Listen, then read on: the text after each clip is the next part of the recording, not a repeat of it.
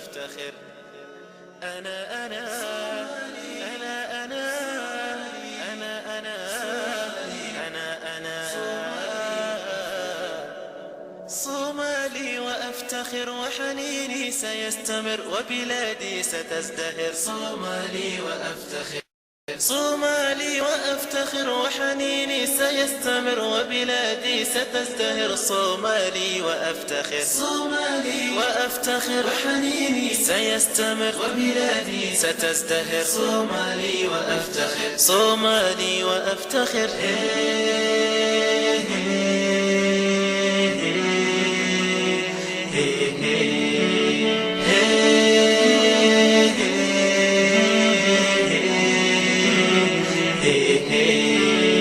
مقديشو هي القمر، هرقسة هي الأغر، كسمايو أحبها. مقديشو هي القمر، هرقسة هي الأغر، كسمايو أحبها. صومالي وأفتخر. مقديشو هي القمر، هرقسة هي الأغر، كسمايو أحبها. صومالي وأفتخر، صومالي وأفتخر. أنا صومالي، صومالي صومالي.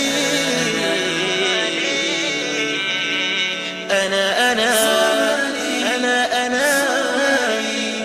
صومالي. أنا لنحني رغم الأسى، لن نشتكي سنستمر، سينتهي خلافنا.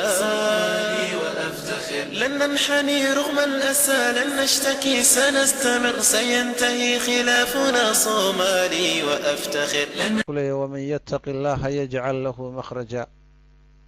روحي إلهي كبغ سبحانه وتعالى dhib kastoo haysa meel uu kaga baxaa rabbi u yeeli. wayarsuqhu min xaysu laa yaxtasib. allena wuxuu ka irsaaqi meel aanu ka malaysanayn buu alle ka irsaaqi subxaanahu wa tacaala. sow rabbigeen ma odhan waman yattaqi llaaha yajcal lahu min amrihi yusraa. ruuxuu ilaahay ka baqa subxaanahu wa tacaala arrinkiisa wuu u fududaynayaa. haddaad ilaahay ka baqdo subxaanahu wa tacaala, haddaad guur rabto allah kuu fududayn subxaanahu wa tacaala. haddaad xoolal rabto ilaahay baa kuu fududayn subxaanahu wa tacaala. haddaad caafimaad rabto ilaahay baa kuu fududayn subxaanahu wa tacaala, kuugu deeqi. haddaad cilmi rabto oo ilaahay subxaanahu wa tacaala aad ka baqdo allah kuu fududaynaya subxaanahu wa tacaala. rabbigeen wuxuu ihi waman yattaqi llaaha yajcal lahu makhrajan wayarsuquhu min xaysu laa yaxtasib. waman yattaqi llaaha yajcal lahu min amrihi yusraa. ibnu kasiir raximah llahu tacaala aayaddaa markuu fasirayay wuxuu leeyahay ay waman yattaqi llaha fiima amarahu wa tarki fiima nahaahu canhu yajcal lahu min amrihi yusraa wayajcal lahu min amrihi makhrajan wayarsuquhu min xaysu laa yaxtasib. ruuxii ilaahay ka baqa subxaanahu wa tacaala oo rabbi kaga cabsada wuxuu faray inuu fartoomo. haddii ilaahay amar ku siiyo amarka u dhega nuglow. haddii rabbi subxaanahu wa tacaala macaasida iyo uu kaa reebo xuduuddiisa iyo soohdintiisa ha ka tilmaamin. tilka xuduudullaahi falaa tactaduuha. taasi waa xuduuddii ilaahay ha gudbina. tilka xuduudullaahi falaa taqrabuuhaa. taasi waa xuduuddii ilaahay ha u dhowaanina. ilaahay khalqiga markaad dhex joogto iyo markaad gurigaaga joogto iyo markaad keligaa tahay isku si uga baq rabbi subxaanahu wa tacaala. maxaa yeelay rabbi yaclamu alkhaa'inata alacyuni wamaa tukfi asuduur. rabbi wuxuu ogyahay isha khiyaamadeeda iyo laabta waxay qarinayso. sawaaءun minkum man asara alqowla waman jahra bihi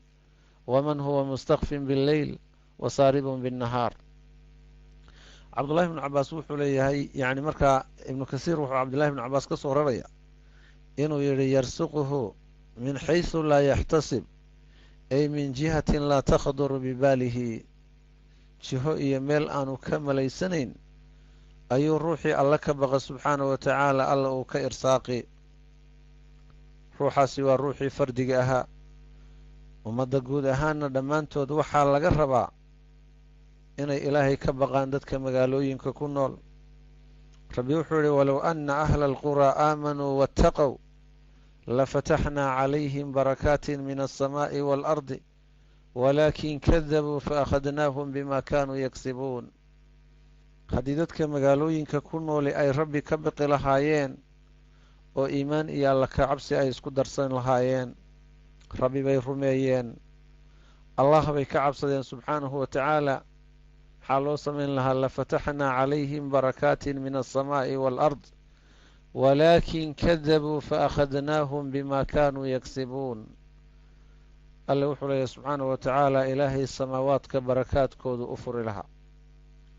raxmad iyo roob la-aan bay la ildaran yihiin bulshooyinkii soomaaliya ku noolaa. ilaahay wuxuu leeyahy subxaanahu wa tacaala lafataxnaa calayhim barakaatin min asamaa, waxaanu u furi lahayn barakooyinka samadaanu u furi lahayn iyo waalardi, dhulka kaydka iyo macdantaa looga soo saari lahaa. bulshada dhulka ugu qanisan yacni ku nool oo shidaalka iyo macaadinta yacni dhulkooda ku jirta, caalamul carabi midka ku jirta ay u dhiganto xeebta labaad ee afrika ugu dheer leh, webiyada yacni afrika mara labada webi ay maraan, dhulka xoolo dhaqatada ah iyo kuwa beeralayda ah iyo kuwa buuralayda ah ee macaadinta iyo shidaalka intaba leh, ilaahay wuu ku irsaaqay subxaanahu wa tacaala oo gaajo u dhammaanaysa, oo xeryaha adduunka qaxootiga lagu maadsado ee reer galbeedku ay ku dawarsadaan ka buuxa, oo tahriibta iyo badaha ku dhammaanaya, oo dumarka iyo maatadu rafaad yacni goobaha iyo kaamamka gaaladu ay u samaysatay ay silic iyo saxariir ugu nool yihiin. dhibtaasi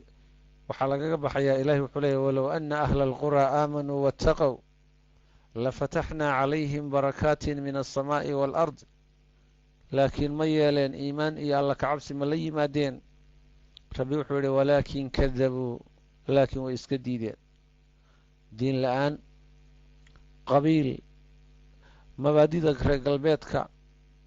yacni wax kastoo adduunka yacni alle subxaanahu wa tacaala wax kastoo uu ka cadhoonayo ayaa loo degdegaya. markaasaa ilahi wuxuu leeyahy walaakin kadabuu faakhadnaahum bima kaanuu yagsibuun, laakiin iimaankii waa laga waayey inay rabbi rumeeyaan, alla ka cabsi qalbigooda waa laga waayey oo diinta rabbi subxaanahu wa tacaala qalbigoodii way qoyn weyday oo xubnahoodii way anfaci weyday. kadibna wixii ay kasbadeen iyo shaqadoodii abaalmarinteediiba alle siiye subxaanahu wa tacaala, cuquubadii ka dhalatayna waa taa yacni ruuxii muslimka ahaa iyo kii yacni saalixa ahaa iyo kii caasiga ahaa iyo kii munaafiqa ahaa intaba waa taa wada galaafatay oo dhibtii marka ay haystaan. qodobka koowaad ee marka furaha risqiga ahi waxa weeye waa yacni waa attaqwa allah, waa ilaahay subxaana wa tacaala in laga baqo. mafaatiixu risqi waxaa ugu horeeya attaqwa, alla ka cabsi ruuxu ilaahay subxaana wa tacaala uu ka cabsado ayaa ugu horeeya. haddii furaha uu helo ruuxu, furaha labaad ee loo baahan yahay iliga labaad ee furuhu uu yeelanaya waxa weeye attawakulu cala allah, inuu ilaahay tala saarto alle uu ku kalsoonaado. wa cala allaahi fatawakkaluu in kuntum mu'miniin, alle wuxuu leeyahay ilaahay tala saarta haddaad iimaan leedihiin oo alle rumaysantihiin subxaanahu wa tacaala. wamaa lanaa anlaa natawakala cala allahi waqad hadaanaa subulanaa walanasbiranna calaa maa aadaytumuuna wacala allaahi falyatawakal ilmutawakkiluun.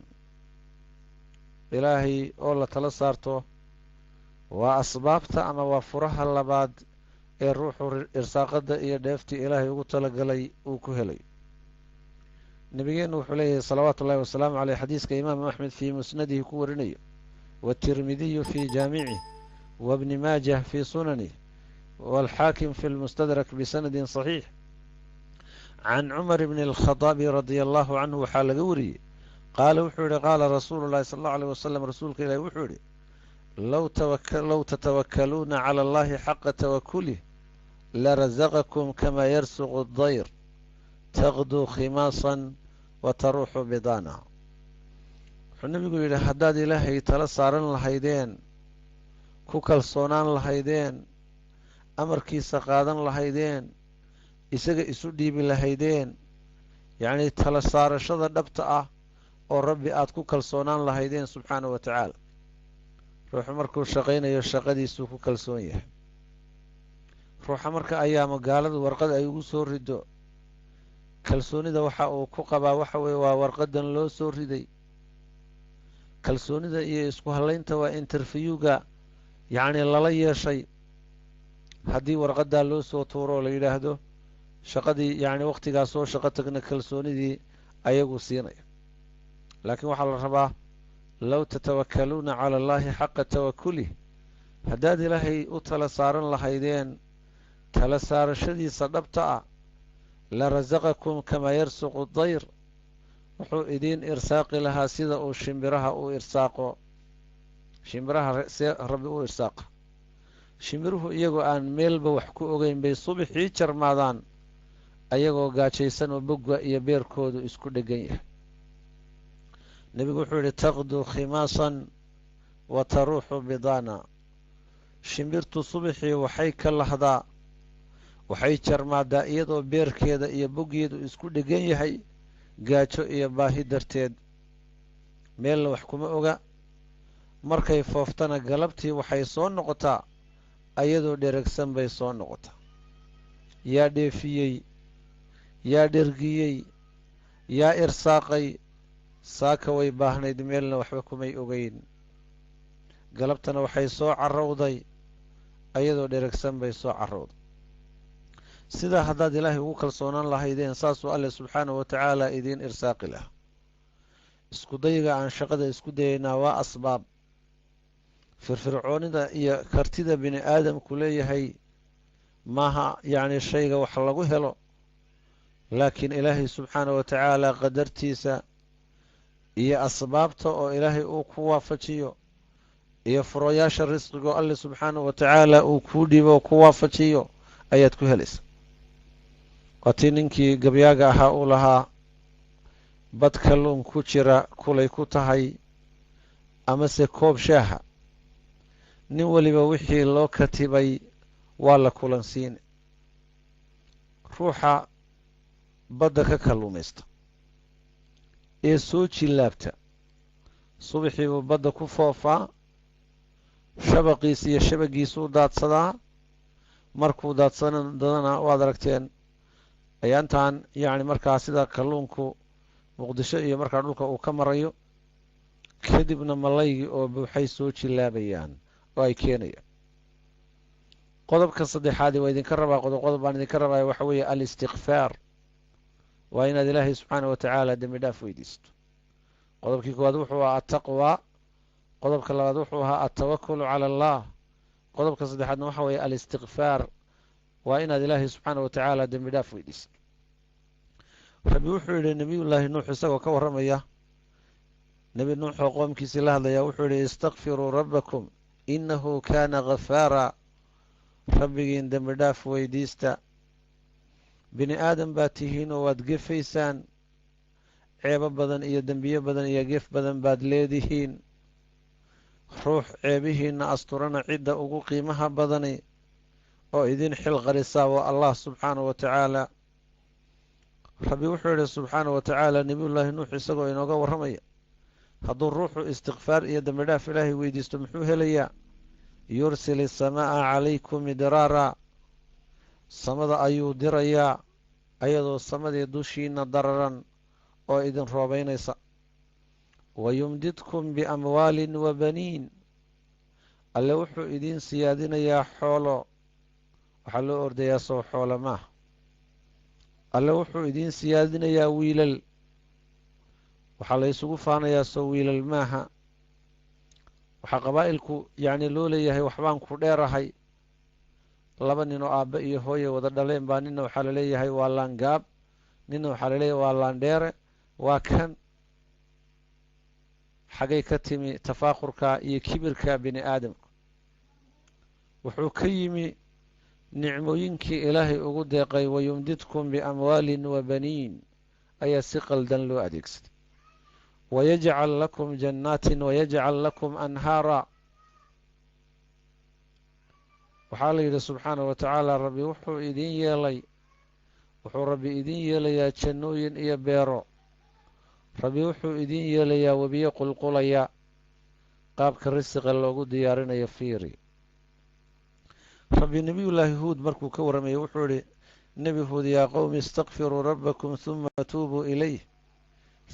tuubuu ilayhi yumaticukum mataacan xasana ilaa ajalin musamaa wayu'ti kula dii fadlin fadlah wain tawallow fainii akhaafu calaykum cadaaba yowmin kabiir tolkayow ilaahay subxaanahu wa tacaala dembi dhaaf weydiista huma tuubuu ilayhi alla u laabta maxaa dhacay haddaad u laabataan maxaa laydin siinayaa natiijada iyo midhaha aanu helayna maxay tahay yumaticukum mataacan xasana ilaahay wuxuu idin raaxaynayaa raaxayn wanaagsan gaal iyo islaamba waxaa loo ordayaa waa inuu sacaado helo ruux waa inuu liibaan helo waa inuu raaxo ku noolaado ruuxa gaadhi hela oo guri ku darsada oo gabadh wanaagsan ku darsada oo kadaa waxaa ku darsada waxaynu leenahay ruuxaasi wuxuu helay sacaadadii iyo liibaantii adduunku hel laakiin alle subxaanahu wa tacaala wuxuu leeyahay yumaticukum mataacan xasanan ilaa ajalin musama rabbi wuxuu idin raaxaynayaa ilaa laga gaadho muddo iyo madan la magacaabay maxaa yeeley adduunkani meel lagu waarayo maaha dheragta waxaa ka dambaysa gaajo lebiska waxaa ka dambeeya arad xoolaha waxaa ka dambeeya faqri caafimaadka waxaa ka dambeeya jiro dhallinyaronimada waxaa ka dambeeya gabow quruxda waxaa ka dambeeya ciro fiiri marka waxaa lagu dareensiinayaa adduunkani inaanu wax qiimo lahayn bal tu'hiruuna alxayaata addunyaa waalaakhiratu khayru waabqa maa cindakum yanfud wamaa cinda allahi baaq waxaa ilaahay subxaanahu wa tacaala agtiisa abaa baaqi noqonay mar kale alle waxa uu leeyahay subxaanahu wa tacaala yaa qowmi istakfiruu rabbakum huma tuubuu ilayh yursil الsamaaءa calaykum midraara wayazidkum quwatan ilaa quwatikum walaa tatawallow mujrimiin tolkayow baa nebi shucayb leeyahay ilaahay dembi dhaaf weydiista kadibna alle subxaanahu wa tacaala u laabta gacmaha u hoorso carabkaagu dikriga ilaahay iyo xuska rabbi ha ka qoyanaado intaad xanta iyo laqwiga iyo beenta iyo namiimada iyo qabyaaladda iyo reer hebel iyo qashinka iyo baktiga carabkaaga aad ku luminayso qalbigaagu ha la noolaado qur-aanka rabbi subxaanahu wa tacaala alaa bidikri illaahi tadma'inu alquluub soo ma ogid qalbiga waxa dejiya inuu qur-aanka yahay soo ma ogid walbahaarka waxa beeya inay adkaarta tahay soo ma ogid ruuxa qalbigiisa waxa nuuriya inuu sunnada nebiga salawaatu ullaahi wasalaamu caleyh uu yahay waxaa jira xadiis ay culimmadu soo arooriyaan oo ah man lasima alistikfaara jacala allahu lahu min kulli hamin faraja wa min kulli dayqin makhraja warasaqahu min xaysu laa yaxtasib ruuxii istikfaarta iyo dembi dhaaf dalabka laasima jacala allaahu lahu min kulli hamin faraja hami kasta oo soo food saara ilaahay subxaanahu wa tacaalaa yacnii wuxuu alle subxaanahu wa tacaala u samaynayaa meel uu dhibta kaga baxo wa min kulli dayqin cidhiir kastana waxaa alle subxaanahu wa tacaala u yeelayaa makhrajan meel uu kaga baxo warasaqahu min xaysu laa yaxtasib rabbi wuxuu ka irsaaqayaa oo ka dheefinayaa meel aanu ka malaynayn baa laga irsaaqayaa addoonkaa laga irsaaqaya xadiiska ibnu maaja iyo abu daawuud baa warinaya laakiin sanadkiisu waa daciif mar hadduu xadiisku daciif noqdayna nebi maxamed u tiirin mayno si aynaan u soo gelin man kadaba calaya mutacamidan falyatabawa' maqcadahu min annaar. qodobka afraad ee risqiga lagu helayaa waxa weeye asbaabaha risqiga ama furayaasha risqiga waxa weeye waa atafaruqu licibaadati illaah, waa cibaadada ilaahay inaad u go'do. noloshaada maanta oo dhan markaad adduunyo ku foogan tahay, ilaahay baan kugu dhaarshay rabbi maxaad ka siisay subxaana wa tacaala?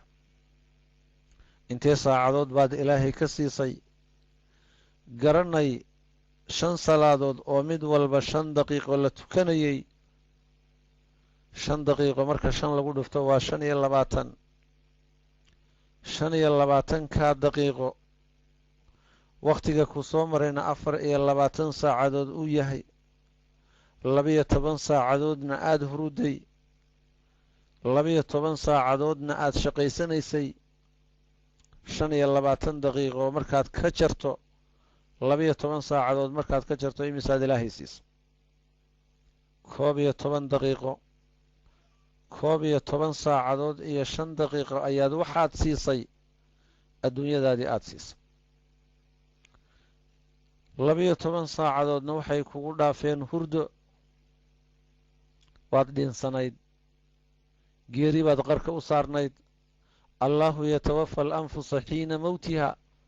waalatii lam tamut fii manaamiha fayumsiku alatii qadaa calayha almowt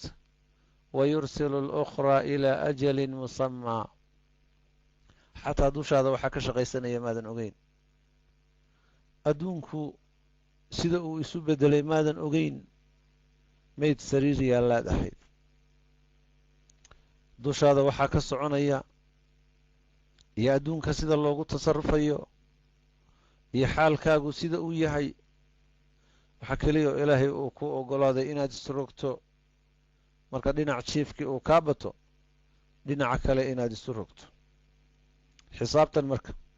qodobka afraad ee risqa lagu helaya waxa weeye waa atafaruqu licibaadati illaah, cibaadada ilaahay oo loo tafaruqo. waqti sii jadwal nololeedkaaga intaad xisaabiso waxaad tidhahdaa bangiga aakhiro maxaa kuu galay? maxaan ilaahay la hortegayaa? naftan xun iyo shaydaanku maxay ii qurxiyeen? ina annafsa la ammaaratun bisuu ilaa maa raxima rabbii. nafta waa mid dadka xumaatada u qurxin badan baa alla yidhi subxaana wa tacaala, ilaa ruux ilaahay u naxariistay mooyaane. nabigeennu calayhi salaatu wasalaam wuxuu leeyahay xadiiska abu hureyra uu warinayo, rasuulku salawaatu ullahi wasalaamu caleyh wuxuu yidhi ina allaha tacaala yaquulu ya bni aadam tafaraq licibaadatii. ina aadamow cibaadadayda u faaruq. adduunyada markaad ku soo daasho cibaadadayda ku bedel. cibaadadayda u faaruq. amla'u sadraka ghinan wa asuddu faqrak. haddaad cibaadadayda u faaruqdo qalbigaaga hodantooyaan ka buuxinayaa, qalbigaad qani ka noqonaysa. hodantooyadu maaha xoolo badan oo akownka kuu gala. nebigu wuxuu leeyahay laysa alqinaa can kasrati alcarad walaakina alqinaa qina nafsi. hodantooyadu waxa weeye maaha xoolo badan, laakiin waa qalbiga inaad qalbigaaga uu degan yahay. soomaad arg fidradii hore soomaalidu ay ku noolay xan yaroo arigu haystay, yacnii nolol yaroo iska basiidu iskaga noolaa. ilaahay buu ku kalsoon yahay subxaana wa tacaala. intaas 2 reer buu leeyahay, 3 reer buu leeyahay. waa wastaad guryaha dhiso xooggiisa u dareera, kalsooni buu ku qaba. idinku waxaad odhan lahaydeen qoladiinna galbeedka iyo westrenka ku nooli, asagoo wastaadoo kuuli oo gacanta ka shaqaynaya 3 naagood muxuu siinahay? laakiin ilaahay subxaana wa tacaala fidrada uu ku nool yahay baa rabbi ku irsaaqaya. rabbina waa ku kalsoon yahay subxaana wa tacaala. amla'u sadraka qinan, qalbigaaga waxaan ka buuxinayaa hodantooyo. wa asuddu faqraka, faqrigaagana waan awdi. sow faqrigeenna in la daboolo yacni markaa ma jeclin. faqrigeenna iyo baahideenna in la daboolo ayaa ruux waliba jecel yahay oo faqriga waa la necab yahay. faqrigu hadduu gabadh noqon lahaa yaa guursan lahaa? nin waliba gacantuu ka taagi lahaa soo maha. nin waliba gacantuu ka taagi lahaa. haddii faqriga laynoo soo suurayn lahaa oo bini aadamka la tusi lahaa oo la odhan lahaa waa kaa, nin waliba waa garaaci lahaa oo waa dili lahaa, nin waliba dhagax buu ku tuuri lahaa. laakiin faqriga noocaasa waa lagaa awdayaa baa alla leeyahy subxaana wa tacaala, wain laa tafcal haddaadan sidaa samayna mala'tu yadayka shuqlan walam asudda faqrak. hortaada waxaan ka buuxinayaa mashquulnimo. ruuxii waa biisi oo waa ordaya oo adduunyuu u tafaxaydan yahay oo xoolo badan ma helo oo hooyadii $100 uma diri karo oo aabbihii $100 kuma caawin karo oo qaraabo kama xidhiidhiyo oo hantii ugama dhiganto oo nolosha uu ku nool yahay waa maxay? allah tii uu ballan qaaday weeyo, wain laa tafcal mala'tu yadayka shuqla. haddaadan sidaas samaynin hortaada mashquulnimaan ka buuxinay. walam asudda faqrak, faqrigaagana ma awdayo ma daboolayo. waa xadiis saxiixa. imaamu axmed baa nebigu salawaatu ullaahi wasalaamu calayhi waxa uu leeyahay, ya bni aadam tafaraq licibaadatii amla'u qalbaka ginan wa amla'u yadayka risqan wain lam tafcal amla'u yadayka shuqla walam asudda faqrak. haddaadan bini aadamow cibaadadayda iyo noloshayda aadan u tafaruqin, haddaadan amarkayga inaad ilaaliso iyo daacadayda u tafaruqin, hortaada waxaan ka buuxinayaa faqri baan ka buuxinayaa baa nebigu leeyahay salawaatu ullaahi wasalaamu calayh. xadiiskaa rabbi uu ka warinayo.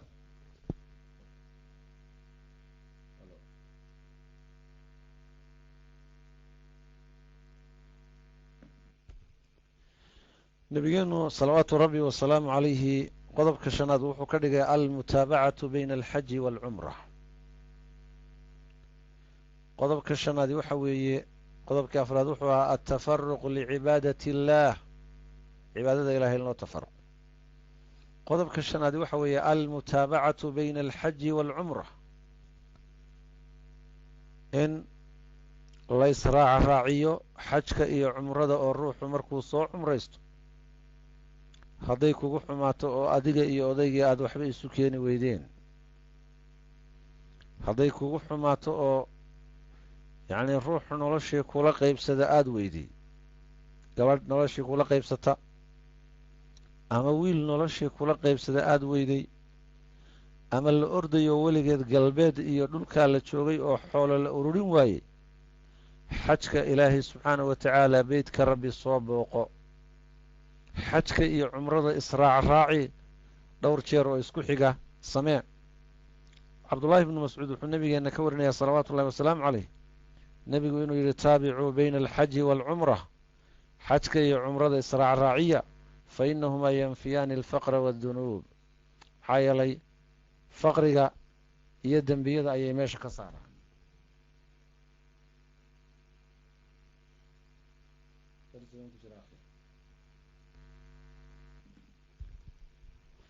nebigeenu salawaatu ullaahi wasalaamu calayh wuxuu leeyahy taabicuu bayna alxaji waalcumra, xajka iyo cumrada israaciya baa nebigu yidhi. xajka iyo cumradoo la israac raaciyo laysku xejiyo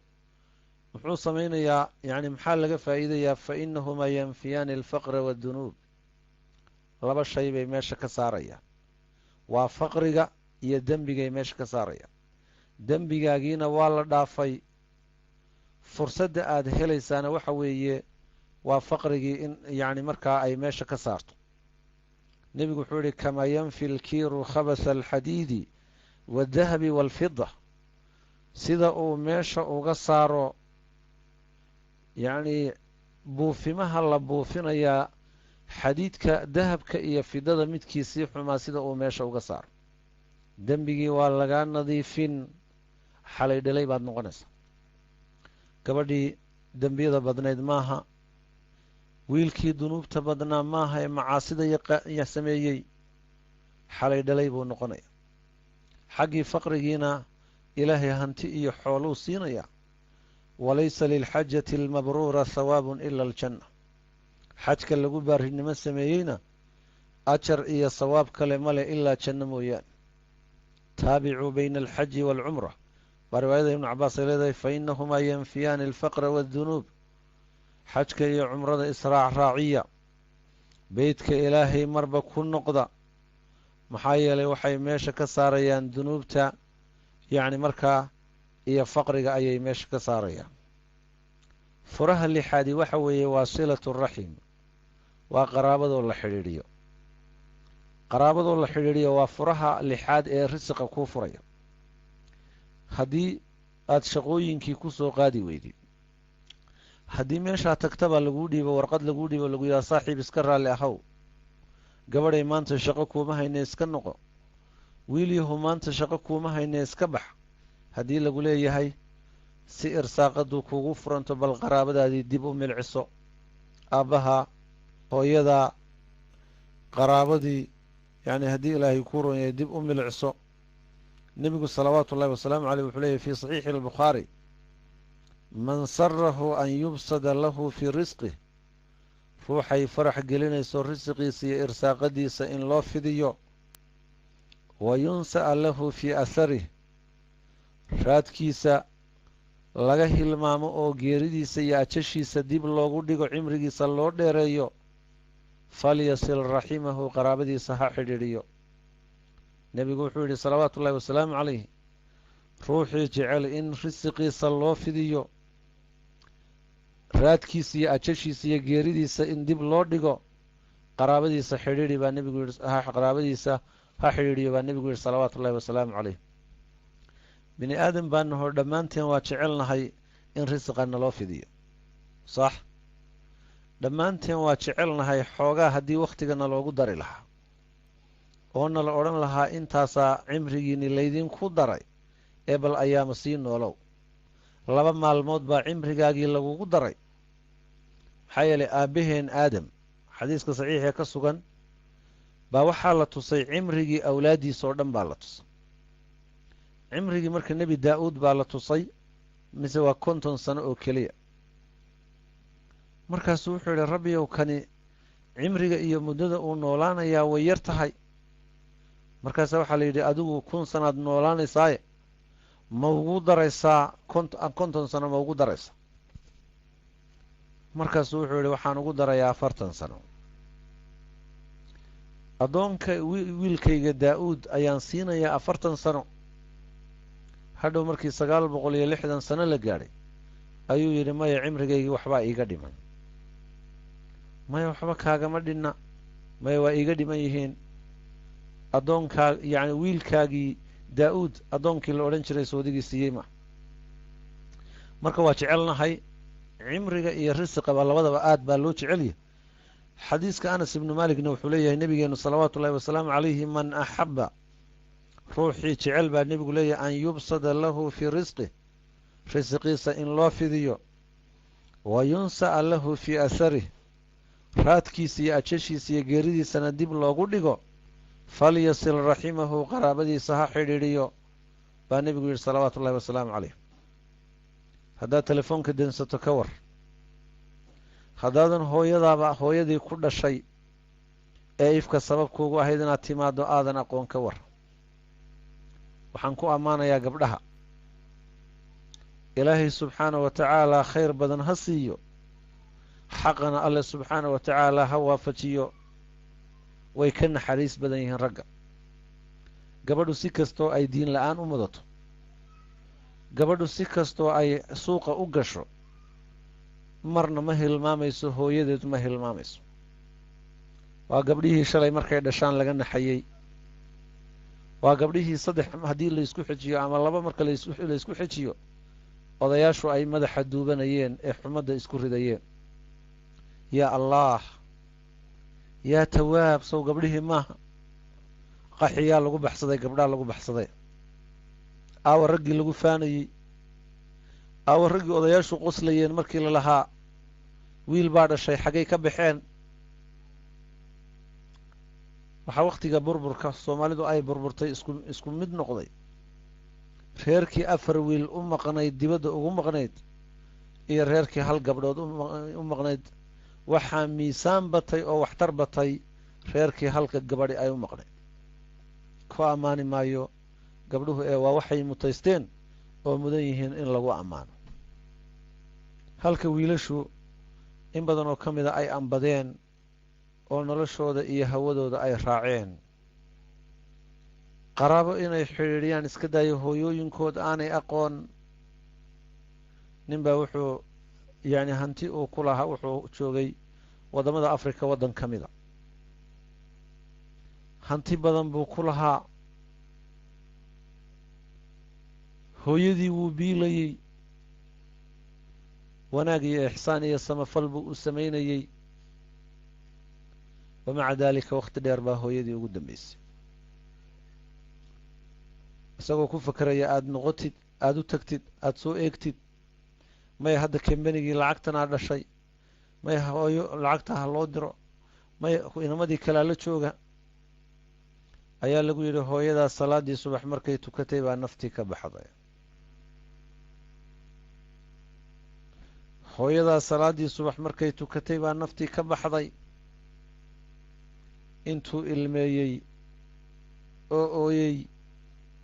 wuxuu yidhi inna lilaahi wa inna ilayhi raajicuun. waxaa hooyaday iigu dambaysay buu yidhi 1991 markii la kala qaxay baa iigu dambaysay. xooluu intaa u dirayey, hanti buu u dirayey, laakiin wuxuu iska qoomameeyey inaanu hooyadii la kulmin. salaaddii subax saaka markay tukatay bay dhimatay. walaalaha muslimiinta ka mida in badan baasay u qaxeen waalidkood xataa meeluu ku nool yahay aan warka hayn. in badan baasay u qaxeen oo dhulkaa u galeen. sharcigii waddamada markay qaateen waxayba isu haystaan inay waddamadaa ka mid yihiin. hooyadaa waxba u tari mayso $100 oo aada u dirto, laakiin waxaa wax u taraya inaad la kulanto oo ka ducaysato. waa asbaabaha risqu uu kugu furmayo. qaraabada inaad xidhiidhiso. qaraabana waxaa ugu horreeya wixii dhanka hooye ka yimi iyo wixii dhanka aabbe ka yimi. dadka qaarkood waxayba ugu dhiibaan, qof kale ugu dhiibaan oo ah dhallinyarada guriga wada degani waxay yidhaahdaan heblaayo yacni ma joogto, hebel ma joogo, way ku ciyaarayaan. soo ma ogid hal naxdin oo waalidkaa uu kaa naxo beentaa loo sheegay inay sabab kuugu noqonayso risiqaba in lagaa awdo, inay sabab kuugu noqonayso baab wanaagsan iyo albaab raxmadeed inaan ilaahay kuu furin subxaanahu wa tacaala. ikhwaanii fillaah, waxaan adduunka joognaa maalmo tirsan. saaka adigoo gaadhiga la baxay baa gaadhi dusha kaa mari kara. maaha habaar, waa wax dhaca. geerida si qaabkii ilaahay uugu talagalay subxaanahu wa tacaala baa nafta lagaaga qaadi.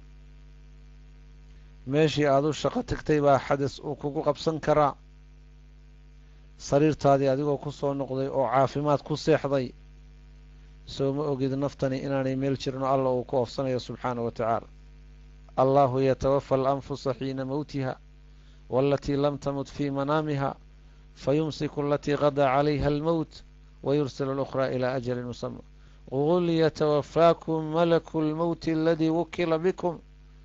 huma ilaa rabbikum turjacuun. maxay kuu tari adduunyadu? maxay kuu tari orodkaad ordayso? maxay kuu tari ururintaad ururinayso haddaadan waalidkaaba aadan warka haynin xaalkiisa? haddaan ka gudbo qaraabada xidhiidhinteeda oo qodobka 6 ah, waxaa xadiiska kale uu leeyahay isla qodobka qaraabada xidhiidhinteeda yaanan ka gudbinay. nebigu wuxuu leeyahay tacalamuu min ansaabikum, nasabkiinna iyo abtirkiinna waxaad ka barataan maa tasiluuna bihi arxaamakum, qaraabadiinna waxaad ku xidhiidhisaan. nasabka waxaa lagaaga ogol yahay inaad barato meesha aad gasho iyo cidda qaraabadaada iyo cidda dhexalkaaga le. ilahi wuxuu leeyahy subxaanahu wa tacaala yaa ayuha annaas inaa khalaqnaakum min dakarin wa unthaa wajacalnaakum shucuuban wa qabaa'ila litacaarafuu ina akramakum cinda allahi atqaakum. dad yahow waxaanu idinka abuurnay lab iyo dhadig waxaanu idinka yeelnay shacbiyaal iyo qabaa'il alle wuxuu leeyahy subxaanahu wa tacaala litacaarafuu inaad isgarataan isku aqoonsataan cidda dhexalkiisa maxaa yeelay ina akramakum cinda allaahi atqaakum waa qabaa'ilka la ysku dulmiyey cuqbada soomaaliya ka socotaa xaggay ka timi dhibtan 20 sano aynu ka bixi la'nahay xaggay ka timi ma garanaysaan meeshay ka timi waa kitaabkii ilaahu laga dheeraaday waa sunnadii nebiga salawaatu ullaahi wasalaamu calayhi waa dadkii muslimiinta ahaa oo aynu qabiil ku xaqirna dadka soomaalidu yeesto oo iyaga ka qiimo badan oo la diin ah oo la af ah yacni oo la midab ah oo la luqad ah markii ay yaseen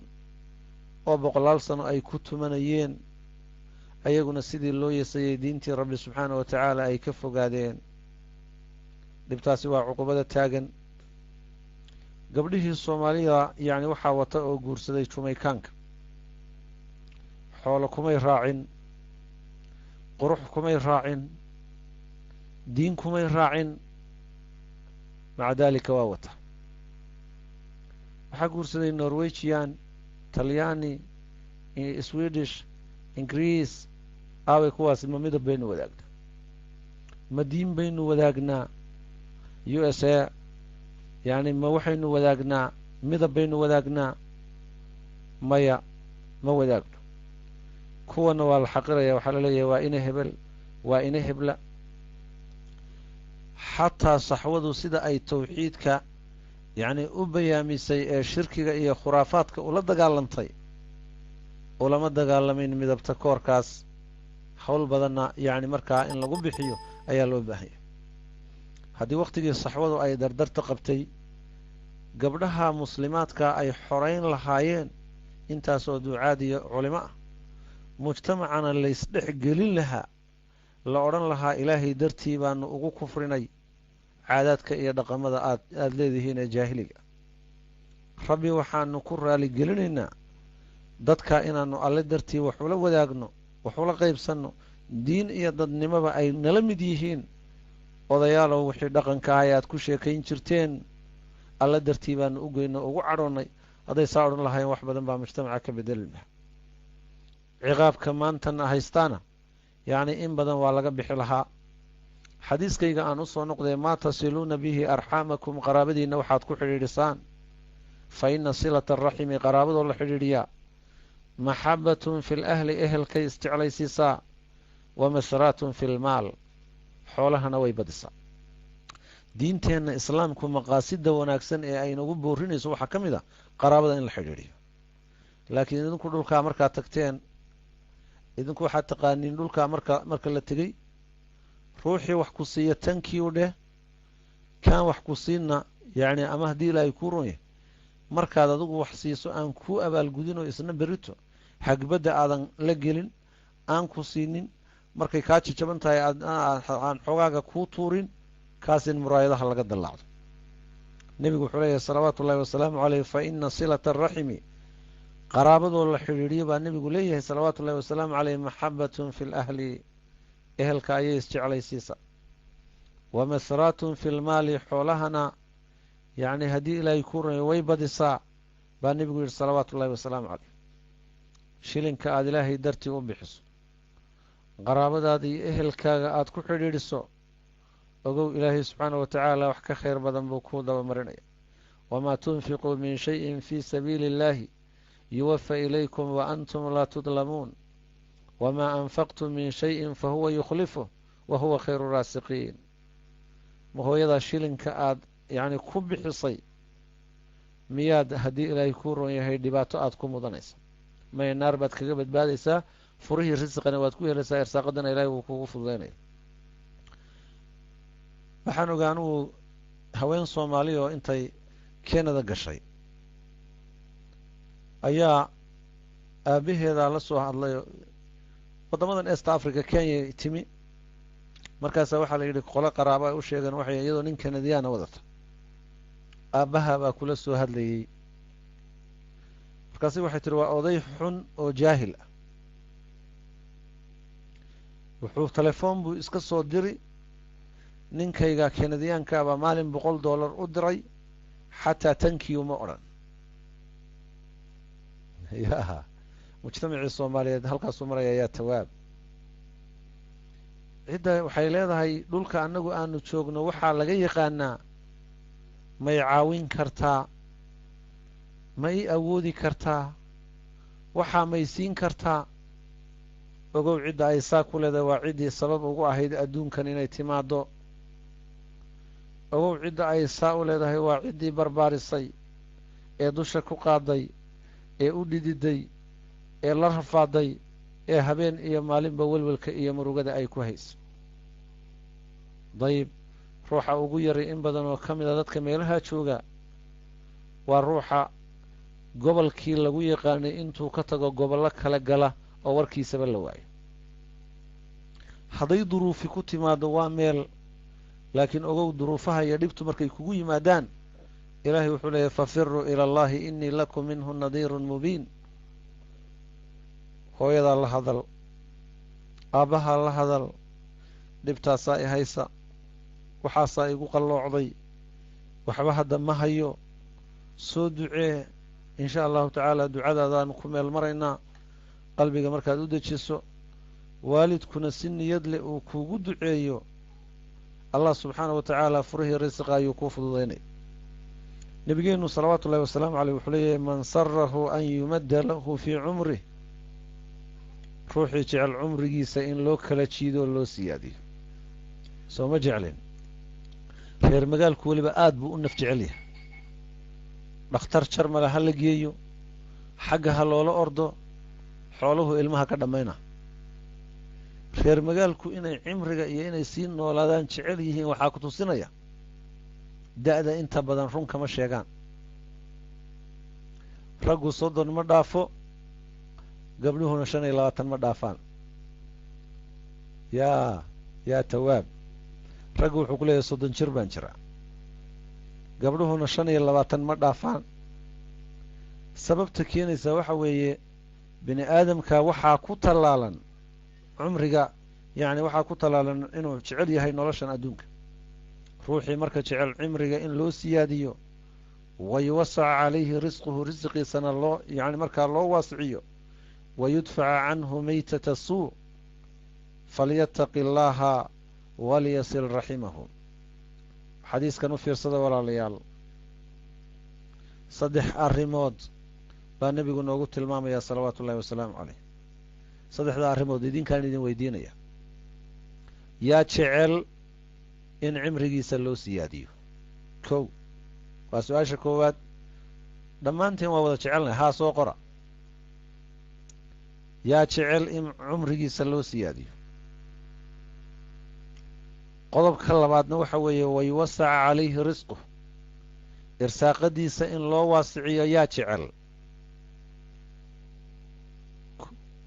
qodobka saddexaadna waxa weeye wayudfacu canhu maytata suu waxaa laga difaacaa yaa jecel in laga difaaco si xun inuu u dhinto geeri xuni inay ku timaado dhammaanteen waa wada jecel lahay maxaan helaynaa haddaan yacni 3daa arrimood aan jecelnahay 3daa dhib inaan ka badbaadno maxaan ku helaynaa 2 arrimood baad ku helaysaa u fiirso waxaa laguu sheegay wixii aad jeclayd iyo waxaad ku gaadhi lahayd nebigaa kuu sheegay salawaatu rabbi wasalaamu caleyh falyattaqi allaah walyasil raximahu ilaahay ha ka baqo qaraabadiisana ha xidhiidhiyo baa nebigu yidhi salawaatu ullaahi wasalaamu calayhi 3daa arrimood baa lagu helayaa nebigu salawaatu ullahi wasalaamu caleyh siduu noo tilmaamay salawaatu rabbi wasalaamu caleyh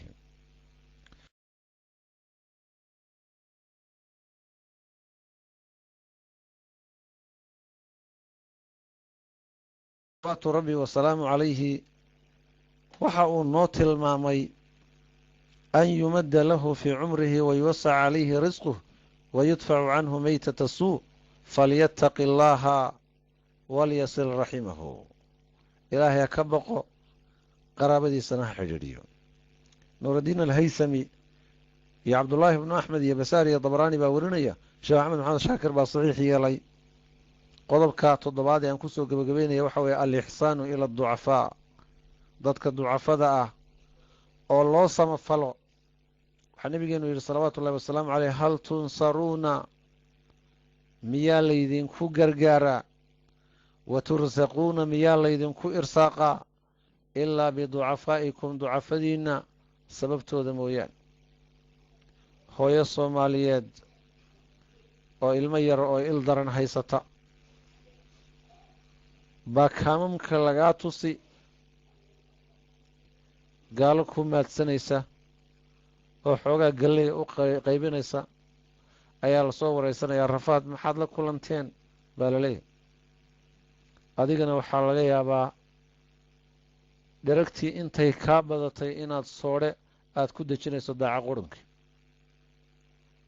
soodhaha waxaa laga yaabaa dadka qaarkood luqadii kenya haddaan idiin isticmaalay, yacni inaad ku dejinayso dheragtaadii aada ku dejinayso kooke ku dejinayso. sbarayd baan rabaa, waa dhergeey aan iska. muuqaalkaasi wuxuu keenayaa ruuxa muslimka iimaanka qalbigaaga ku jira inaad u damqato. maxaa yeelay dhibta muslimiinta haysataa waa mid keliya, waa jidh keliya inaad u damqato. ilmahaaga suuree, qoyskaaga suuree, waa qoys kula mida, caqiidadii kugula walaaloobay, midabkii iyo jidhkii kula wadaaga, dhaqankii iyo diintii kula wadaaga, inaad u naxdaa marka la doonayo. nebigu wuxuu leeyahay, hal tunsaruuna wa tursaquuna ilaa biducafaa'ikum. dadka ducafada oo ruuxa yacni marka uu ka qayb qaato samaha iyo wanaagga, ilaahay waa ku irsaaqayaa, meeshuu ka soo saaray wax ka khayr badan buu ugu beddelaya. halkan aan si gaara gabdhaha u ammaano. waxaan aada u laaxiday oo gabdhaha aan ku ammaanayaa, jazaahum allahu khayran. ilaahay gabdhaha noo xisdiyo, alle subxaana wa tacaala diintana ha ku ilaaliyo, kuwo khayr badanna allah ha ka dhiga subxaana wa tacaala. maxaan ragga uga qadiya caawa baashe xagga gabdhuhun baan u foorariye. idaacadaha markay wadaadadu ruux madaxu kala qalloocday, ilmo yaroo madaxa weyn, mid calooshii ka soo jeedo, mid dhibi ku dhacday, markay idaacadaha ka sheegayaan, idaacadaha tiifiyada soomaalida inta badan waan mulaaxadeeyo, dadka wadaadadaas soo ajiiba ee la soo hadlaa waa gabadh gabdhaha muslimaadka ka mid a. walaalow heblaanahay, waxaan ka soo hadlayaa meel hebla, $100 baan ugu talagalay, $200 baan ugu talagalay, awooddayda yani si inta ay awoodaan. dhibkaa waxaa ka damqadun waa gabdhaha. raggu waa bilaa naxariis, waa jafaaf, wax urursi. haddii ilaahay kuu ruy, haddee gees kale haddaan malaha aan uga cudur daaro, malaha gabdhahay lacagta urursanaya. waxaan u malaynayaa inay idiin urursanayaan, marka waa inay lacag badan urursadaan. dafan kaydka iyo muxuu ahaa bangiga aakhiro waxaa la sii dhigtaa risqa kuu furaya. nebigu wuxuu odhan jiray, abquuniya ducafaa, dadka ducafadaa iigu yeedhaa nebi maxamed odhan jiray, fa inamaa tursaquuna wa tunsaruuna biducafaa'ikum. waxaa laydinku irsaaqaa, gaaladana guusha aad kaga heshaan, gargaarka aad u fidisaan dadka tabarta daran ee dhibta iyo mushkilaadka soo wajahay aan qaadi karin. dadkaas gargaarkaaad u fidisaan ayaa ilaahay subxaana wa tacaala idinku gargaaraa. allah subxaana wa tacaala waxaan weydiisanayaa, dhammaanna muslimiinta oo dhan aan u weydiinayaa, ilaahay ummadda soomaaliyeed inuu dhibka ka saaro. rabbi subxaana wa tacaala ciise iyo karaamo inuu ku nooleeyo kuwo caalamka abaarta iyo tahriibta iyo burcadbadeedka iyo qashinka tusaalaha looga dhigayo, kuwo ilaahay subxaana wa tacaala uu ka daweeyo, caalamkana gaalo iyo muslimiinba tusaale waxaan u gudbiya inuu ilaahay ka dhigo subxaana wa tacaala baan ummadda soomaaliyeed u weydiinay. qalbigooda inuu iswaafajiyo, diinta uu ku mideeyo, qabiilka uu ka saaro, mushkilaadka iyo dhibaatooyinka soo wajahayna alle subxaana wa tacaala uu ka badbaadiyo. qabqablayaal bay ka soo baxeen, kooxo diineed oo ahlu sunna iyo yacni al-shabaab iyo kuwa la midkaa yacni bay soo mareen. rabbi subxaana wa tacaala mushkilooyinka iyo dhibtaasna inuu ilaahay subxaana wa tacaala ka saaro, kuwaasna uu ka kaafiyo. waxaan rabbi subxaanahu wa tacaala u weydiinayaa caqiido iyo tawxiid iyo diin wanaagsan inuu ilaahay subxaanahu wa tacaala ku dilo rag iyo dumarna alle subxaanahu wa tacaala uu xifdiyo ahlu khayrkana alle subxaanahu wa tacaala kelmadda tawxiidka uu ku dilo iyadana uu ku soo saaro dhammaanteenna jannaatulfirdows inuu nagu kulmiyo kulankeennan kulan khayr alle uu ka dhigo tafaruqeennana yacni alle subxaanahu wa tacaala xaaraan uu ka dhigo qalbigeennana uu iswaafajiyo jazaakum allahu khayran asalaamu calaykum waraxmat ullaahi tacaala wabarakaatu. gaalada su-aasha koowaad waxaan tala saaranay ceebta ee gaalada aan ka qaadano arrintaasi ma suurtagal baa inay iimaankeenna iyo tawakulkeenna wax ay u dhigto mise noqonaysaa irsaaqada alle oo aan soo ciriirinay labo shiiqa indhaheenna iyo dhegaheenna waxaa ku dhaco dembiyaal arrintaasi sabab ma u noqon kartaa in aan dareeno faqri aan hadda dareemayno faqrigaan hadda dareemayno inaan dareeno ma u noqon kartaa ay leedahay bal fadal insha allah labada su-aalood joogna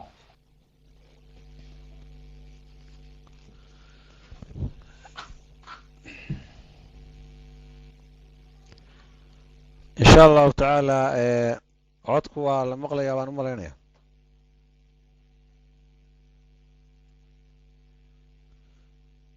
codku waadix ma yahay nacam insha allahu tacaala walaasha su-aasha koowaad ee ah waxaanu tala saaranay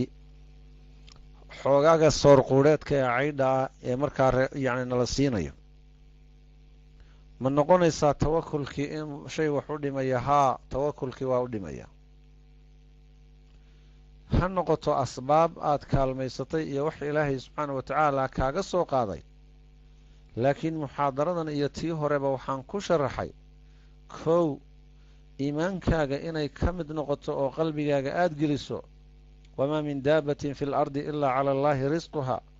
wayaclamu mustaqaraha wamustawdacaha kullun fi kitaabin mubiin wain min shayin ilaa cindana khasaa'inuh wamaa nunasiluhu ilaa biqadarin macluum risqu wuxuu ku jiraa khasnada alleh rabbi baa gacantiisa ku maamula asagaa kaaga keenoo kaa irsaaqay kow qodobkaa caqiidayso oo qalbigaaga geli qodobka labaadna ilaahay subxaana wa tacaala tala saaro waman yatawakal cala allahi fahuwa xasbuh aamin qodobka saddexaadna waxaad ogaataa waxaan inuu ilaahay uu kaaga soo qaaday asbaab iyo kaalmaysi iyo kumeelgaadhna uu yahay inaad ogaato unbaa la doonayaa intaa laakiin isaga markaad tala saarato oo aad muddo risiqii inuu kaa go-ay oo aad muddo xagga ilaahay inaan lagaa irsaaqayn oo aad muddo in cadaabkii lagugu soo bishaareeyey oo aad murugooto marka warqad yar ay kuu soo tuuraan tawakulkaagii waxbay u dhimaysaa haa yacni gabadhaas ee walaasha ana dadkuunbay doonaysay inay u sharaxdo oo masalada u sharaxdo oo caam ahaan bay dadka yani markaa u weydiinaysaa haa guud ahaan tawakulkii dadka noocaasa waxbuu u dhimayaa wuu u dhimayaa saddexdaa qodob waa inuu ka horraysiiyaa alle subxaana wa tacaala inuu ku irsaaqayo inaad rumayso kadibna ilaahay tala saaro kadibna asbaab yacni haddii ilaahay ku rumay wuxuun ilaahay uu kaaga soo qaaday u qaado su-aasha labaad ee ah indhahayaga iyo qalbigayaguba waxay ku dhacayaan macaasi risiqii wax ma u dhimaysaa yacnii wixii ilaahay subxaana wa tacaala kuu qoray asbaabaha kaa xirmaaninaya way noqon kartaa haa maxaa yeelay sababta labaad furayaasha risqiga markaan sababtii koowaad tilmaamay waxaan ku tilmaamay attaqwa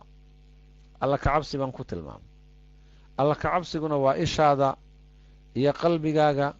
iyo afkaaga iyo addinkaaga iyo xubnahaaguba inay baxsadaan yacnii inay cabsadaan baa la doonaya alle subxaana wa tacaala ka cabsadaan ishaada laabo xumaatada ka laabo dareenkaa qalbigaaga u gudbaya iyo macaasida haddaad caadaysato ruuxa yacni waa dhici kartaa irsaaqadiisii inay wax u dhinto aayaadkii iyo nusuustii aan sardinaynay wallahu aclam jazakum allahu khayran jazaaka allahu khayran wajazaak sheekuna ilahay noo kaa xidiyo sheekuna walaalkan isagana wuxuu leeyahay haddaan kuu raaciyo walaalkan isagana wuxu uu leeyahay qurbaha ayaan joogaa ayuu leeyahay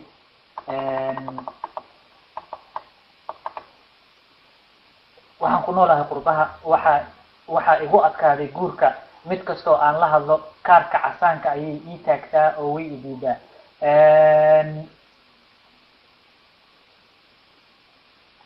wuxuu leeyahay dhibaatada guurkana waxay kamid tahay irsaaqada ayay kamid tahay. maxaadna igula talinaysaa arrimahaas ii sheeg inay iigu furfurmaan sheekuna taas buu leeyahay walaalkaani. walaal kaleeta ayadana ii sheeg oo gabadha ayadana haddaan kuu raaciyo waxay leedahay assalaamu calaykum waraxmatullahi wabarakaatu. hal wiil oo ila dhashay ayaan biili jiray ayay leedahay. hooyaday iyo aabahayna way dhinteen. qaraabo eedi iyo habaryar iyana ma xiriiriyo, marka ayaga qaraabadii ku jiraan oo dembi baa iga soo gaaraya arrintaas ayay leedahay walaashaasi. halkaas wiil oo ila dhashay bis ayaan biilaa oo biilkiisaan diraa. ayeeyo iyo habaryar iyo abtiyaalna way jiraan laakiin dhagahan ka xirtaa, ayaga qaraabaday kamid yihiin bay leedahay. maasha allah, hooyaday aabahayna way dhinteen bay leedahay. marka sheekuna fadal labadaas qofood insha allah.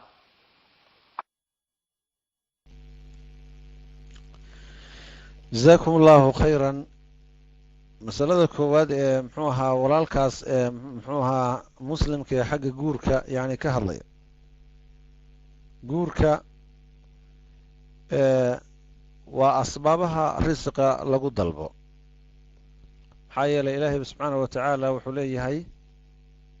فانكحوا ما ضاب لكم من النساء مثنى والثلاث والرباع.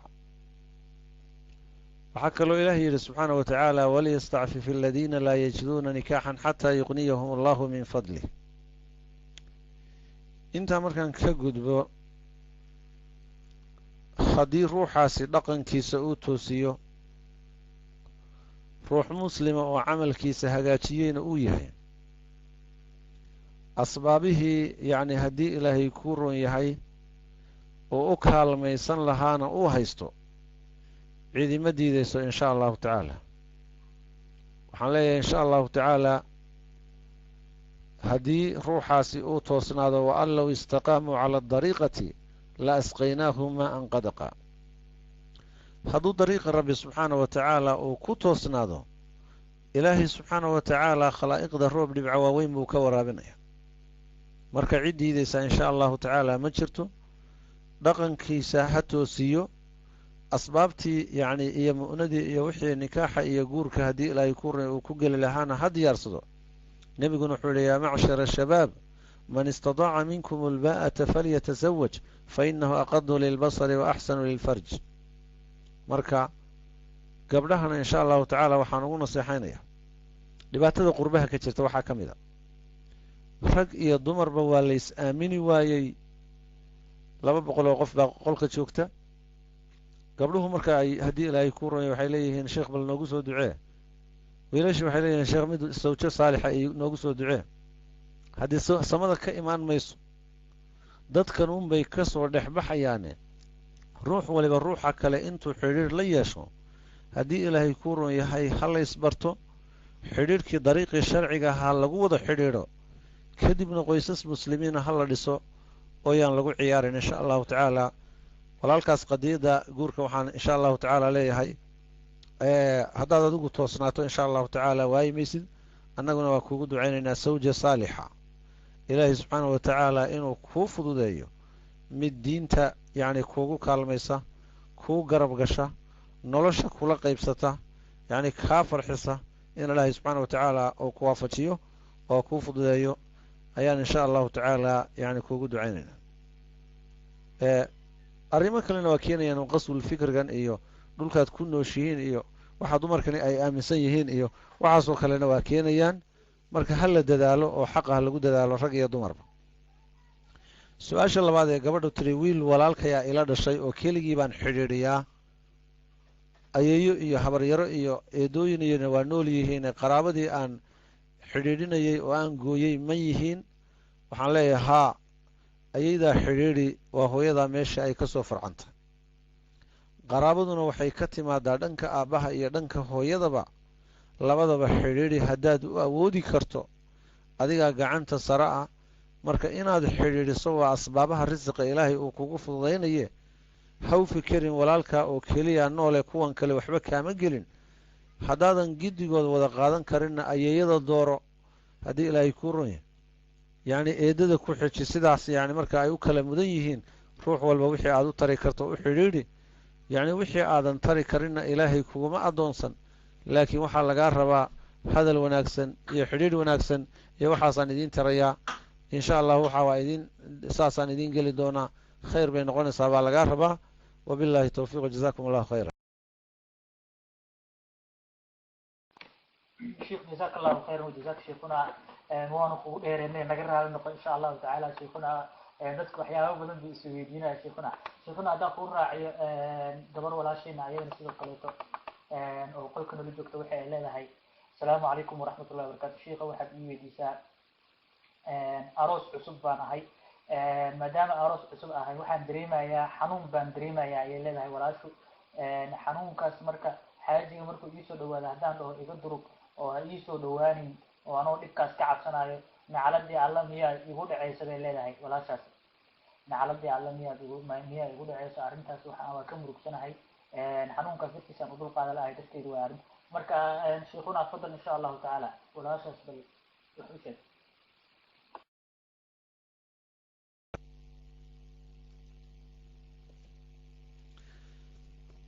alxamdu lilaahi rabbi alcaalamiin walaashaas waxaan leenahay insha allahu tacaalaa haddii aroos aada ku jirto qiimee walaalkaa nolol wanaagsanna la qaybso haddii ha igu soo durkin iyo ha ii soo dhowaanin yacni meesha looma iman ee waxaa loo yimi nebigu salawaatu ullahi wasalaamu caleyh uu ku tilmaamay gabadha qiimaha badani waxa weeye waa midda ku farax gelisa markaad eegto waa midda ku adeecda baa nebigu yidhi salawaatu ullaahi wasalaamu calayhi waa midda xifdida wixii alle subxaanahu wa tacaala xifdiyey ee nafteeda ah iyo maalkiisaba u xifdida yacni ayuu nebigu yidhi salawaatu ullahi wasalaamu calayh haddii ay jirto oo gabadhu waxay qarinayso ay tahay yacni arooska muddadii horeba yacni haddii ilaahay ku runayay inay la booday oo uur qaaday macallinka iyo yacni markaa cidda nolosha la wadaagtay waxaa laga rabaa inuu u dhimriyo waxaa laga rabaa dumarku marxaladahaasoo kale isbeddello ayaa ku yimaada ee jirada inuu tixgeliyo oo asaga laftiisu yacni markaa nin maqiiqan aanu noqon si aan qoyskii iyo gurigii u burburin jiradana haddii ilaahay ku runaya markay ku hayso yacni gabadhu ay jirada hayso ha u cudur daaro yacni oo dhanka kale isaguna ha fiiriyo ayaduna yaanay ka badbadinin insha allahu tacaala waqtiyadaas waa dhici kartaa walac iyo inay yimaadaan oo waxyaabo kale ay yimaadaan marka ragga aan waaye aragga ahayn inta badan dumarka markay xaaladahaasoo kale ku yimaadaan bay xanaaqaan way ka badbadisay way kibirtay kadibna dalaaq baa ku yimaada inuu haweenaydii uur le furo ayaa ku timaada marka nin yahu dul qaado gabadhani way caafimaad qabtay asbaabaha ku soo kordhay iyo xaaladaha ku soo kordhay inaad u dulqaadataa la doonaya ragga aan khibradda lahayn ee hawsha iyo ciyaaraha ku cusubna waa inay tixgeliyaan oo waraystaan dadka khibradda leh ilahi wuxuu yihi fas'aluu ahla dikri in kuntum laa taclamuun jazakum allahu khayran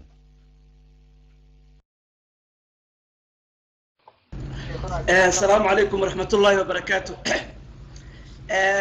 xoogaa aan ku dare sheekha bal wax yar un faahfaahiye sheekh cabdulqaadir allah ku xifdiya addunya aakhiraba kolley soomaalida waad ka warhaysaay oo soomaaliya waad joogi jirtay haddii rabbi ku idmahayo gabdhaha soomaaliyeedna haddii rabbi ku idmayo waagii hore ma aqaan isbitaalla lama aqoon jirinoo qurac hoostiis bay ku dhasheen in badan oo ka mid ah ama dadkii quraca hoostiisa ku dhashay baa dhalay marka waxaa kan la yidhaahdo gabadha marka haddii rabbi ku idmaayo oo gabadha wiilka Cabdulqaadir wax dhacda dagaal bay galaan wiilkuna waa soo caytay oo badankoodu waxa la yiraahdaa caawa dagaal baad galaysaa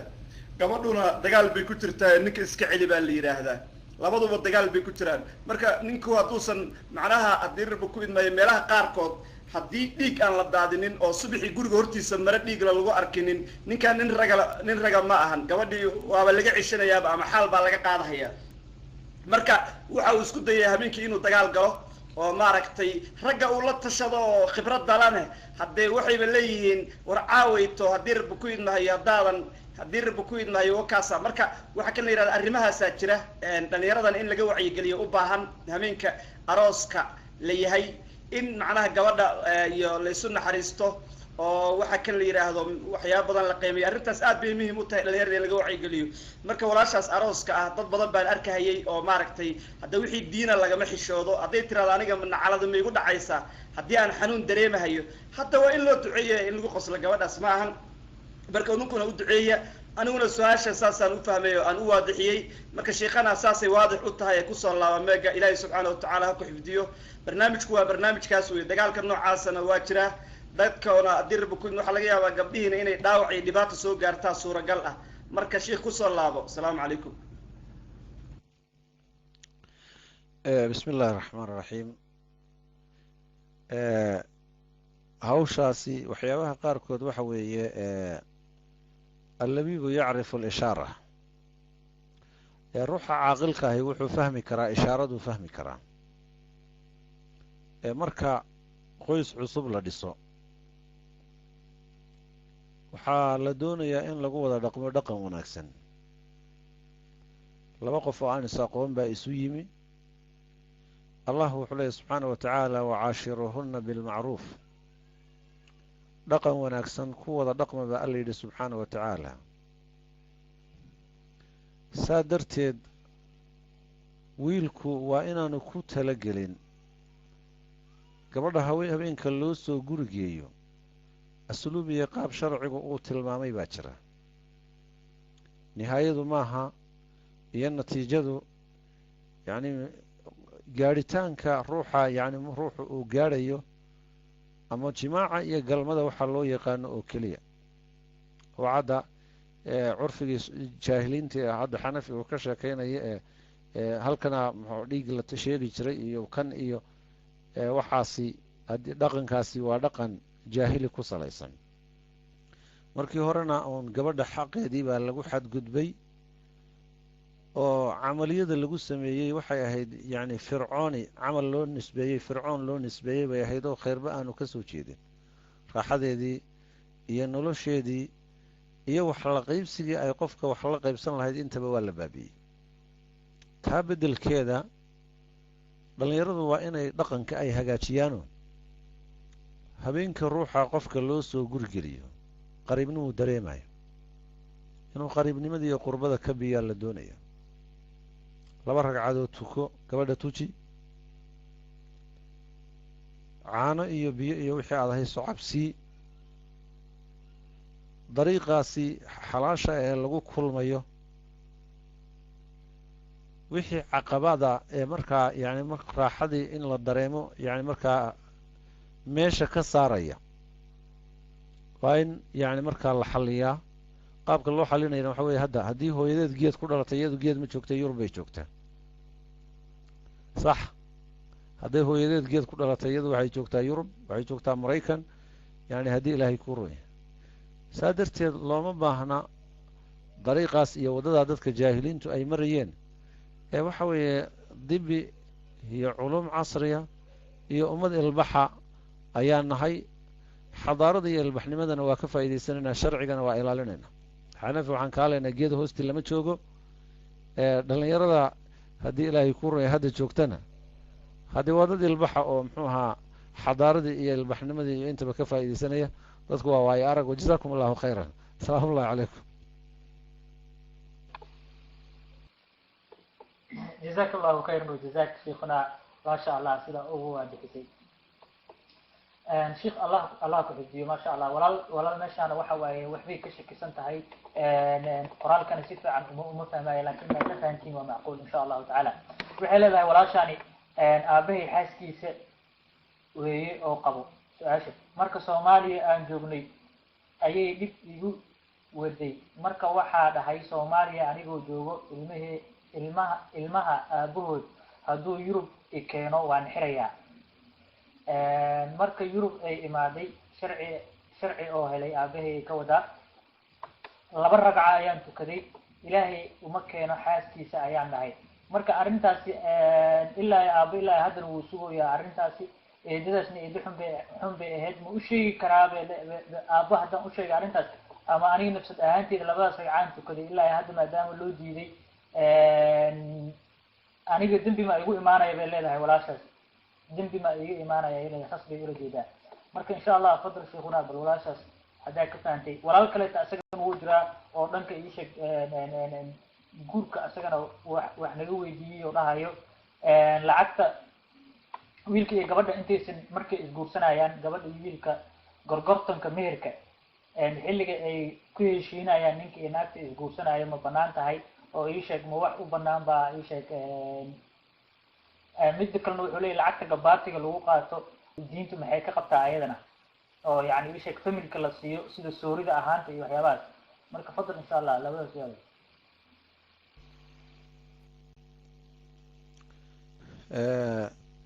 walaashaas gabadha muslimadda ah eedadeed waana dhibi jirtay ama aayadeed sida soomaalidu ay u yaqaaniin waxaan leenahay ilaahay subxaana wa tacaala wuxuu leeyahay inamaa yuwafa asaabiruuna ajrahum bikayri xisaab ruuxa muslimka inuu sabraa diintu aada inoo faraysaa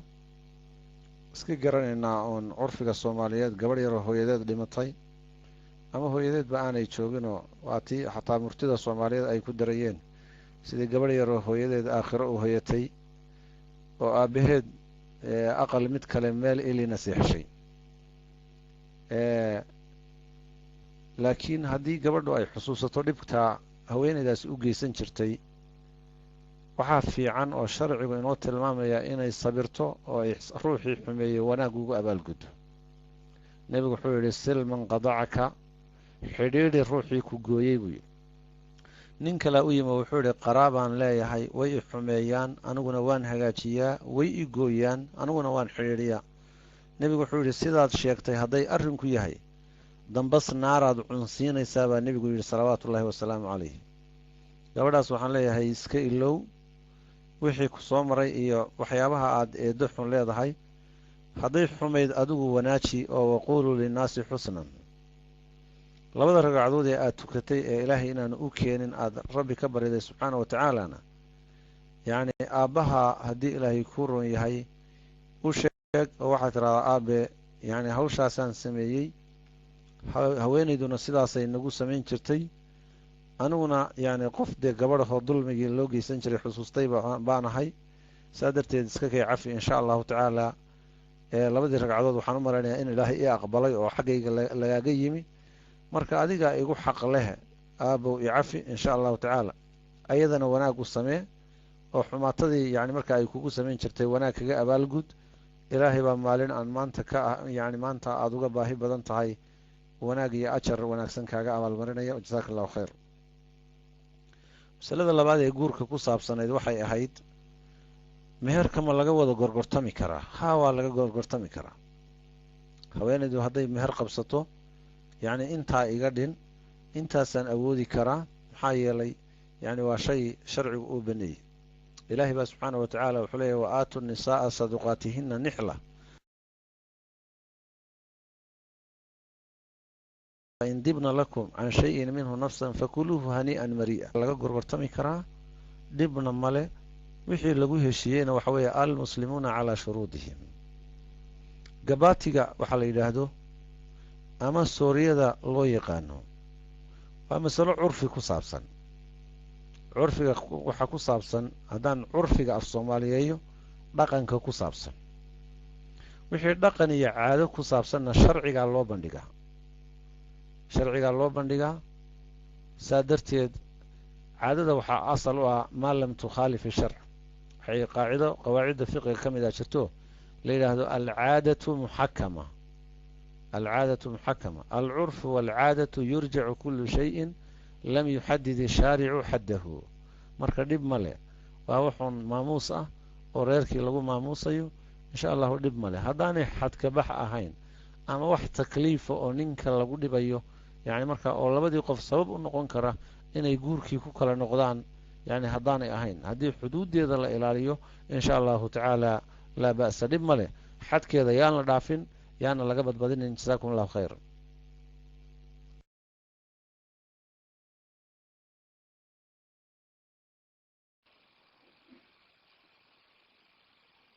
irsaaqada ma iga xirmaysaa bay leedahay sheekh sarweel haddii aan ku shaqeeyo oo meesha aan ka shaqeeyo sarweel bis baa loo gelyahay inaan ku shaqeeyo marka sheekhna waa weydiiyey bay leedahay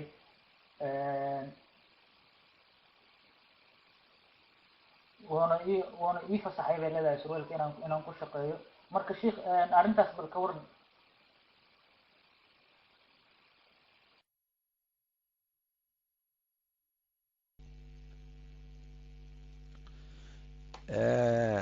ma fahmi karo sheekh baa surwaal ii fasaxay inaan ku shaqeeyo. waa su-aal aanan fahmi karin. meesha aad ka shaqaynayso haddii ilaahay kuu roon yahay hadday tahay meel muxuu ahaa dumar keliyihii ay ka shaqaynayaan manaso u gaarahoo dumarkii ay ka shaqaynayaan intii kalena ruuxa ay asturantao xubnihiisii kale aan la arkayn hadday asbaabtu tahay surwaalka loo qaadanayaa shaqada aan qabanayaa adag saa darteedna yacni dharkii kale iyo toobabkii iyo cambuuradii iyo xijaabadii ma qaadan karo ragna ilama joogo oo haddii ila cid ajunabiga rag oo ila joogaa ma jiree waa dumar uun waxaan ku shaqaynaynaa yacni markaa waa la eegi karaa waa la fiirin karaa haddayse tahay kambaniyadan yacni rag iyo dumar laysdhex qaadayo oo haddii ilaahay ku ron yahay la wada ordayo surwaal ma lagu shaqayn karaa maya surwaal laguma shaqayn karo wabillahi towfiiq. gabadh kale waxay leedahay walaaluhu luuqa way iga xireen gaal miskiina cunto ma la siin karaa haa gaal miskiina cunto waa la siin karaa maxaa yeelay ilaahay subxaana wa tacaala markuu soo dejiyey laysa calayka hudaahum walaakina allaha yahdi man yashaa nebigu wuxuu yihi salawaatu ullahi wasalaamu caleyh markii hore dadka idinla diinta ah keliya wax ku sadaqadaysta markii dambena wuxuu yidhi nebigu salawaatu ullahi wasalaamu calayhi ruux kastoo dhibaataysan beer kastoo qoyan ajar baad ku leedihiine wax ku sadaqdaystuu yidhi waxaa ilaahay soo dejiyey laysa calayka hudaahum walaakina allaha yahdii man yashaa. gabadhaasna hadday ku jirto in sha allahu tacaala jawaabteedu waa sidaa wa jasaakum allahu khayran.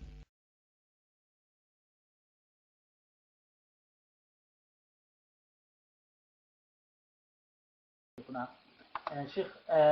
walaashii hadda surweelka ahayd sheekha iima fasixin bay leedahay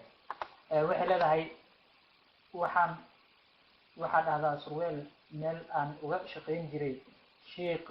sheekhna waan weydiiyey wuxuu igu yiri waa dembi ma fiicna arrintaasi waxaan uga tegey kuwii shaqada waan ka tegey ayagana waxay dhaheen waxaan u sheegay inaan saas sameeyey hooyaday way iga xumaatay marka ma fahmin aniga qoraalka ma fahmin laakiin gabadhu waxay leedahay sheekh ii baneeyey ma jiraan leedahay sheekh inaan been ka sheegay ma rabo marka insha allah walaashan ilahay khayra ku siiyo sheekhan wuu kuu waajibiyey surweel laguma shaqayn karo inaad iska dhaafto oo irsaaqad kaloo ka fiican aada raadsataan ee kaaga wanaagsan waqti fillah ilahay ha ku xifdiyo. maasha allah sheekh waa ku fasaxaynaa allah noo kaa xifdiyo sheekhuna